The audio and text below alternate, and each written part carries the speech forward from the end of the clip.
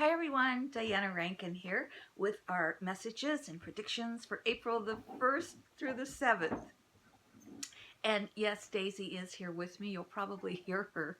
She's licking off her, or chewing, I should say, on her Nylabone, which helps her teeth. So I'm sure you can hear her. So I hope that noise doesn't disturb you. It's Easter and it's Passover, and I just want to acknowledge those for my Christian and my Jewish friends. I'm going to, in our talk today, I'm going to give you the prayer that I use daily and sometimes more than once. I want to also just remind you that the April message will be out shortly. I do have a couple of predictions, although I have to tell you there are things you've probably already heard. And of course, we'll have a message from Philip. But mostly what I want to talk to you about this week is I want to talk to you about the fifth dimension, the third, fourth, and fifth dimension, and why they're so important in our lives right now. So I'm going to get to that. But I want to first of all,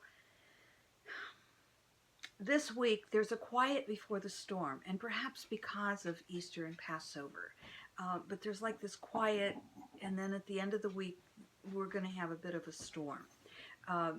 So there'll be something after Easter, some kind of upset later in the week. I don't know what that's going to be. You've heard me say before, follow the money. I'm talking about the American administration. So you've heard me say follow that the downfall will be on because of the money laundering, or money exchanging hands. That will actually bring this administration to its knees. However, it's the women who will cause that downfall, and we are seeing that starting already. We're seeing that opening, and we're going to see more of that this month. We'll see more of it this week, but it's going to kind of tamper down and say, oh, did that get forgotten? Did that get forgotten? Did we forget about that this week? And then at the end of the week, I don't know that it's a bombshell, but there'll be something that shakes up the administration and our belief and all of that. Now,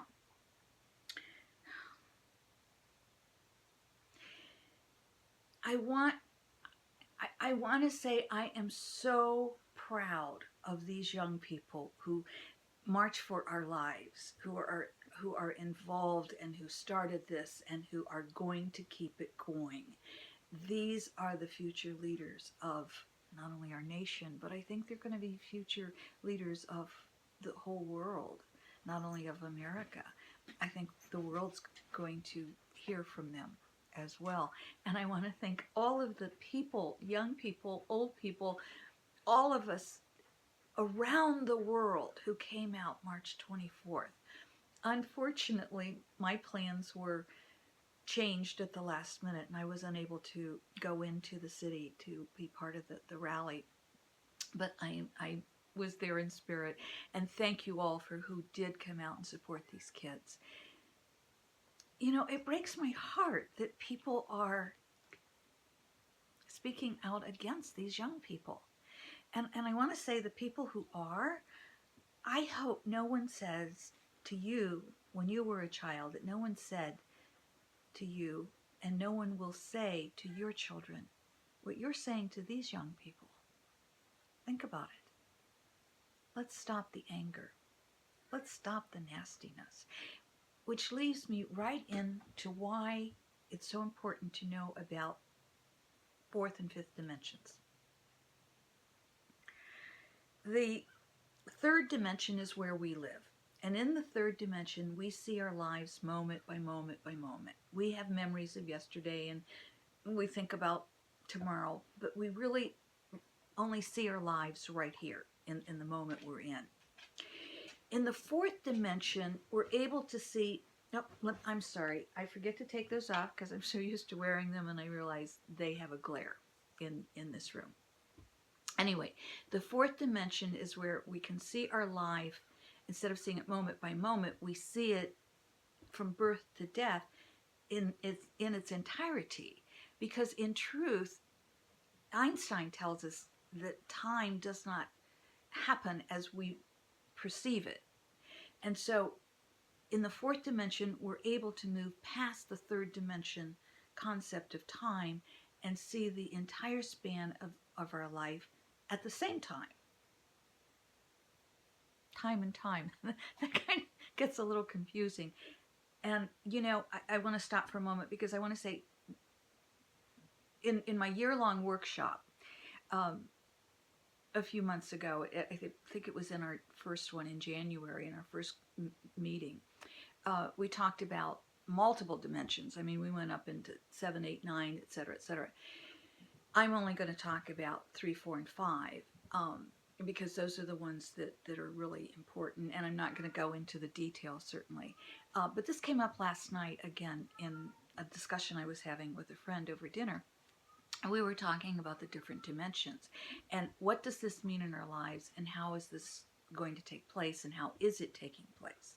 And so if we think about the third dimension only seeing moment by moment, and then we think about many of us are able to move into that fourth dimension, maybe not fully, but we have glimpses of it where we're able to see the totality of our life and how it's happening even as I speak now, how this younger Diana and this older Diana are also experiencing this moment.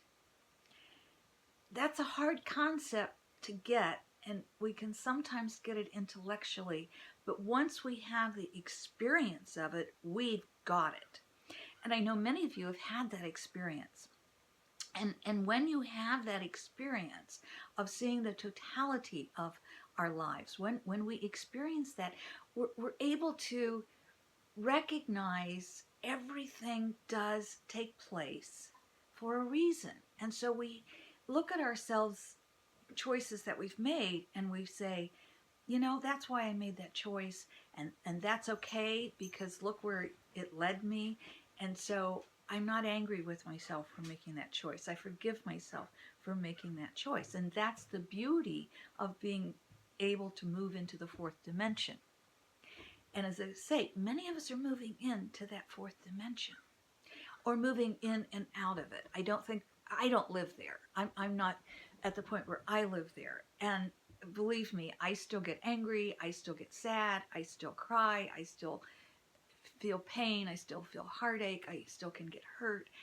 But I keep bringing myself back and looking at the fourth dimension, Diana, and then I can move back into this space of love so much easier.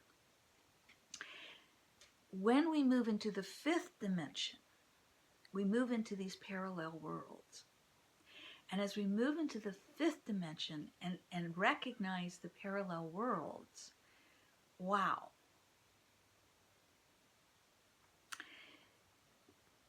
For example, as you're sitting and listening to me and we're interacting in a way, and so there is a you and a Diana in a world over here that's doing the same thing, but you're having a different reaction to the words I'm saying. And then there's another you and Diana over here that's having the third reaction based off of the reaction that you're having in this world over here or based off of the reaction you're having here. So what this boils down to try to make it a little simpler, is every major choice you've made, there's a parallel you living in an alternative world also that's living out that other choice. The Found Child, one of my books, gets into this. It's a story. It's a fiction novel. So it goes into it a little bit more in depth. But what I really want you to get is when we move into that fifth dimension, and again, many of you are already moving into the fourth and fifth dimension. You may not be living there. You may be moving in and out. You may only recognize it intellectually, not have had the experience of it. But putting all that together, what's exciting is we're able to recognize the truth of what we are, and that is love. We're able to recognize that the pain has a purpose, that we get to experience it, but we don't have to live there. We get to recognize how much bigger we are than this small Diana on third dimension world. Now, all of this said, I hope you're still with me. All of this said, what my friend and I were talking about at dinner last night, he was asking, have we made the shift? And both of us agreed, many people are moving in and out of this space of love, but we haven't made the shift to the fourth or fifth dimension. But that's what we're doing. We're making the shift to... Can you hear Daisy? I said her name. We're making the shift to this fourth and fifth dimension, and as we do, we're choosing to live in the space of love, because we're recognizing all of these other yous that are living out here.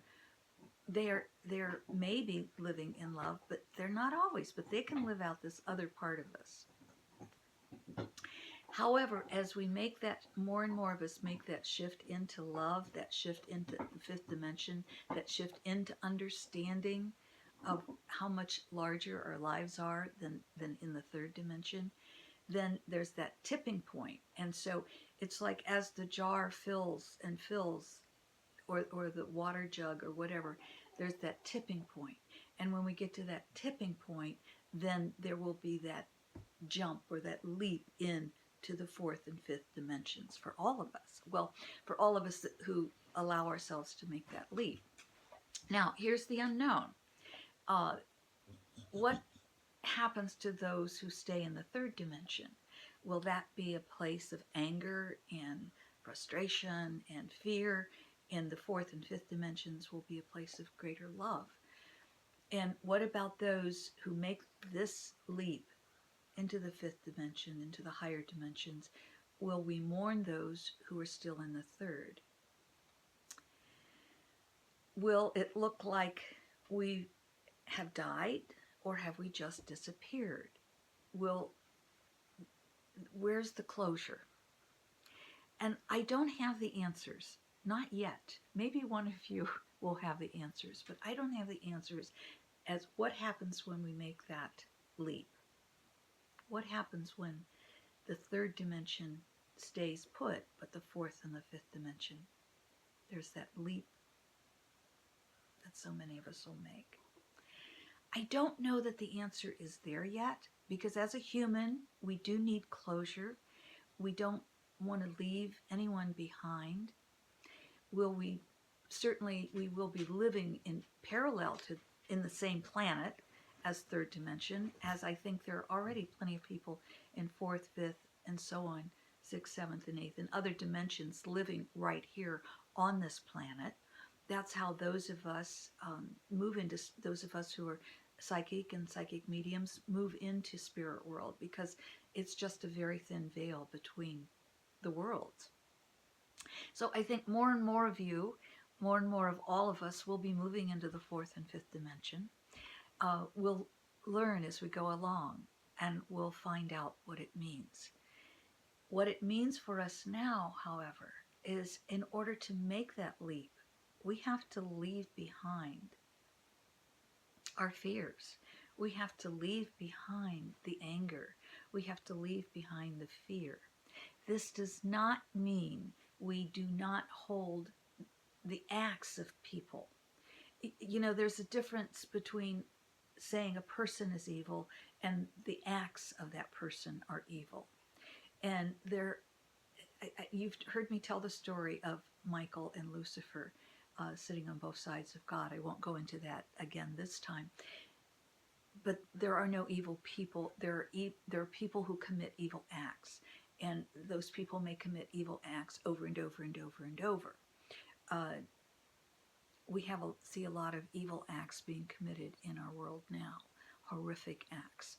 And those, as hard as this is to understand, those people who are committing those evil acts are contributing to the story to allow us to have good over evil, love over fear. And as we have love over fear and love caressing fear and holding fear, then we make that leap because fear ceases. It's just like a child when a child is frightened and the parent or loved one holds the child and soothes the child. That's what we're being asked to do. Soothe those with love. Let's see what Philip has to say. And I do want to give you my prayer. Let me do that first so I don't forget. Excuse me. But I want to say also thank you to all of those. Thank you all for coming and coming back every week and every month and telling your friends. And thank you for your comments below. I really appreciate your comments. And Daisy loves them too. She's right here. She came up to get petting. So let me tell you the prayer that I use every day. Whoops, I just dropped Philip's book. So excuse me for a moment. Excuse me. Okay, let me just lay it aside. Let me tell you the prayer that I say every morning when I begin my meditation. And I may use this prayer throughout the day, especially if I've had computer issues or have spent too much time on the phone with customer service reps. I may have to re-say this prayer, but here's my morning prayer. And it is also the prayer I say as I fall asleep at night. And my prayer is simply, I am the light. The light flows in and through me. The light caresses me. The light cleanses and heals me. The light surrounds and protects me. I am the light. And then I move out from that and I say the light surrounds and protects my home and this land. And I may say if I'm planning on traveling that day, the light surrounds and protects GC, which is the name of my car, Golden Chariot. I call her GC. And then I also include the animals, and I will say the prayer. I will say for Daisy and my other animals, I will say Daisy is the light. The light flows in and through her. The light cleanses and heals her. The light surrounds and protects her. Daisy is the light. I am the light. My friends, you are the light. We are all the light. Let's see what message Philip has for us. For those of you who are unfamiliar, this is an oracle book, and it has a different message on every page. So we have to think left page or right page, and then we just kind of flip through it to see what message comes up. And yes, I do want to say this book is available on Amazon.com, as are my other books. So let's see what we get. Okay. I'm thinking left page. I'm also going to read right, but here's our left page. This is our message. The growth of a garden comes only after many hours of tilling the soil and pulling the weeds. The growth of a garden comes only after many hours of tilling the soil and pulling the weeds. Getting where we're going is not always an easy trip. You know, we kind of get rooted in where we are, and change is not always easy for any of us. For most of us. Some people it probably is. But change is not always easy, and it's always sometimes, seldom, depending upon who we are, it may be a little scary. It may also be exciting. And so as a world, we are on a marvelous adventure. Let us go on the adventure together and find greater love. And the right side, Philip's message says, life is created from within, not from without. Life is created from within, not from without. And remember, the growth of a garden comes only after many hours of tilling the soil and pulling the weeds. Let's pull the weeds together. We can do this. We can move into the fifth dimension, a place of love, because that's what we're creating. Thank you all for being with Daisy and I today. We're so happy that you've come. Thank you for your comments. I hope where you're living, it's getting a little bit warmer. It's pretty chilly where I am. Thus, you can tell I'm still in a sweater. But spring is right around the corner. Mother Nature has already said it's springtime. Now we just have to get her to agree to change the weather a bit. So enjoy, my friends, and know that Daisy and I love you, and we're grateful that you love us. Let's go spread the love, not just from our hearts, but from our hands. Reach out. Help those who need help. Thank you.